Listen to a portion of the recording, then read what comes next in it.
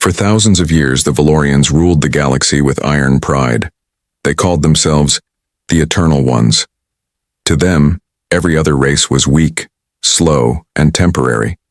Nothing more than dust between their golden boots. They had conquered star systems so easily that war became sport, not necessity.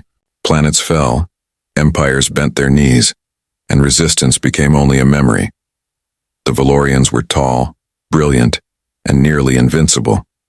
Their technology could move planets, their weapons could erase oceans, and their armor could survive a sun's breath. No one had ever seen them bleed. No one dared to even imagine such a thing. They were gods to others, and they believed it. But in one quiet corner of the galaxy, far from their shining worlds, there was a small blue planet the Valorians barely noticed. It was called Earth. They had passed by it many times, marking it as unimportant. The species living there, humans, were still fighting among themselves, still learning, still dreaming. To the Valorians, they were ants building castles of sand. For centuries, humans were ignored. The Valorians had greater worlds to conquer, richer planets to mine, and more powerful races to enslave. But fate has a strange way of balancing arrogance. It began with a spark, a tiny human signal floating through space, a simple transmission meant to explore, not to challenge. The Valorians intercepted it and laughed. They called themselves intelligent, they said. Let's visit their world and remind them what power truly looks like. When the Valorian ships arrived in Earth's orbit, their arrival was silent but terrifying. The sky turned red as their fleets blocked the sunlight. Nations panicked. Armies prepared, though everyone knew it was hopeless. These beings had conquered civilizations far greater than Earth. There was no chance of victory. But humans have always had a strange habit. They fight hardest when they have no chance left. The first battle lasted less than an hour. Cities vanished, communication failed, and millions died. The Valorians saw this as entertainment, not war. Their commanders reported, "The human resistance is broken. Their spirit will fade soon." But something unexpected began to happen. The humans didn't surrender. Every destroyed city became a lesson. Every fallen soldier became a reason to fight harder. In the ruins of Earth, something ancient woke up. The same defiance that had carried humanity through every disaster in its history. The Valorians didn't understand it. They had faced many enemies before, strong ones, smart ones, even ruthless ones, but none who kept fighting after being crushed. Humans had no advanced ships, no plasma weapons, no shields, and yet, they refused to die quietly. The war spread across continents.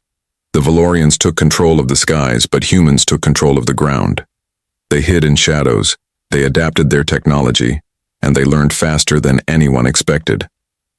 Within months, human scientists turned scraps of alien metal into weapons. Engineers studied Valorian drones and reprogrammed them. Soldiers used the enemy's own armor against them. Humanity was no longer running. It was evolving. The Valorians called it a glitch in the natural order. They couldn't accept that something so small could resist them. Their arrogance made them blind. They thought dominance was their right, but humans proved that survival was their nature. In the ruins of New York, a single human engineer named Dr. Arden discovered how to destabilize Valorian energy shields, using a frequency found in their own communication signals. Within weeks, the Resistance used that discovery to destroy a Valorian scout ship. It was the first time in galactic history that a Valorian vessel had been lost in battle. At first, the Empire ignored it. An accident, they said. Nothing important. But when another ship fell and then another, their laughter began to fade. The galaxy started to whisper. The humans. They made them bleed. For the first time in thousands of years, Valorian armor was pierced. For the first time, one of their captains died. The blood of a god spilled on human soil. That moment changed everything. Across the galaxy, other enslaved races began to take notice. If humans could fight back, if they could make the Untouchable bleed, then maybe the Valorians weren't gods after all. Maybe they were just mortal beings hiding behind their pride. But for humans, it was never about glory or revenge. It was survival. They didn't fight for power. They fought for existence, for their children, for the memory of what Earth used to be. As more Valorian ships entered the system, humanity united like never before. Old rivalries vanished. Nations that once stood divided now worked as one. Scientists shared secrets, hackers broke alien codes, and soldiers fought not for flags, but for humanity itself. The Valorian High Council grew uneasy. Their generals argued, their leaders demanded answers. "How can this be?" they asked. "How can a primitive race cause us losses?" One general, proud and cruel, offered an explanation. "They are not strong," he said. "They are desperate, and desperation is a dangerous weapon." He was right. Human desperation became invention. They created weapons that bent their own physics, hacked into alien systems, and used human unpredictability as a weapon. The Valorians, who fought with perfect order, could not handle chaos, and humans were masters of chaos. The first human counterattack was called Operation Eclipse. A fleet of stolen Valorian ships, reprogrammed and camouflaged, infiltrated the enemy's orbit. When the Valorians realized what was happening, it was too late. Their command ship exploded in flames visible from the ground. Billions watched from Earth as the impossible happened. A Valorian fleet burning in the night sky. The news spread across the stars faster than light. The Valorians bled, their ships burned, and for the first time in history, the universe saw them fall. Fear began to creep into the hearts of the conquerors. The Valorian High Emperor ordered the destruction of Earth, calling it a cursed world, the birthplace of defiance. But their attacks met resistance stronger than ever. Humanity had learned their patterns, cracked their systems, and turned their own machines against them.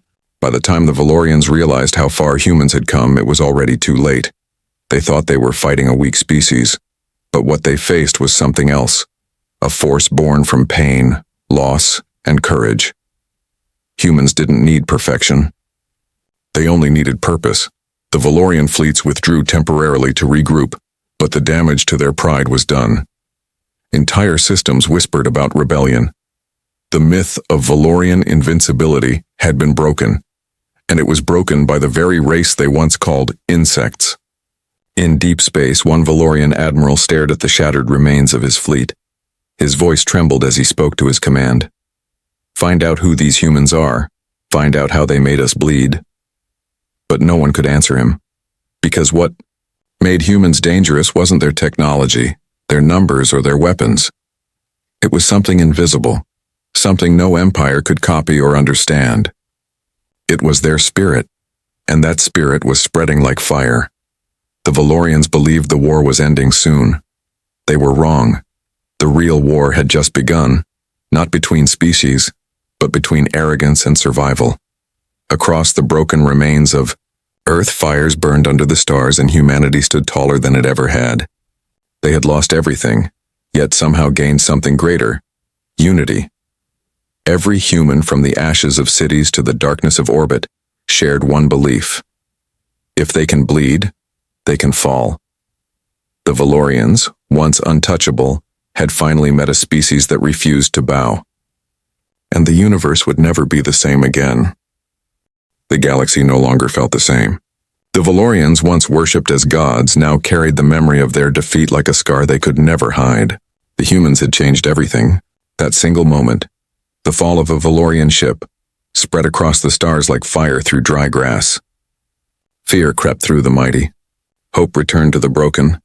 And for the first time in thousands of years, the universe began to whisper a dangerous idea: that the Valorians could fall.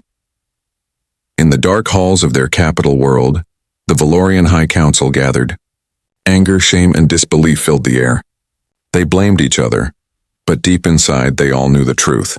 They had underestimated humanity. Their empire had grown lazy behind its perfection, blind behind its pride. And now something small had become something unstoppable. While they planned their revenge, Earth was rebuilding. The planet was wounded but not dead. The survivors became stronger, wiser, and united. Every city that had been turned to ash was now a base of resistance. Every child born under the smoke of destruction carried a silent promise: never again.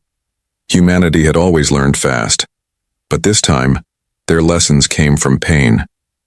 They studied captured Valorian technology and pushed it further. Machines once used for conquest were reshaped into tools of defense and exploration. The line between human and alien invention began to blur. What once was impossible became daily reality. Within a few years, humans built their first interstellar fleet, not to conquer, but to survive. Each ship carried a symbol that had become the new heart of humanity, a single drop of blood shining red on a black flag. It was a reminder of the day they made the Untouchable bleed. The Valorians saw the new human fleet as an insult. Their pride could not allow it. They declared total war.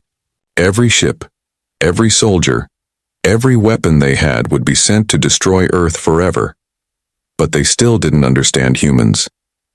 They believed strength was measured by size and power. Humans knew it was measured by endurance. When the second Valorian invasion began, humanity didn't wait for it to reach Earth. They went to meet it in space. The first major battle took place above Mars, where human ships met the Valorian armada head-on. Everyone expected humanity to fall quickly, but what happened instead became legend. Human ships moved unpredictably like living creatures, not machines. Their commanders made decisions that no Valorian computer could predict. Their strategies were wild, messy, and full of risk, but they worked. When the dust settled, half the Valorian fleet was gone. The rest retreated not out of mercy but fear. For the first time in history, they fled from a battle. The galaxy trembled again. Empires that had hidden in silence began to rise. They sent messages to Earth, offering alliances, sharing information, even begging to learn. Humanity had become the symbol of rebellion, the proof that the impossible could be done. But humans didn't celebrate. They had seen too much death to feel joy. Victory only meant one thing: survival for another day. Meanwhile, the Valorians began to change too, but in a darker way.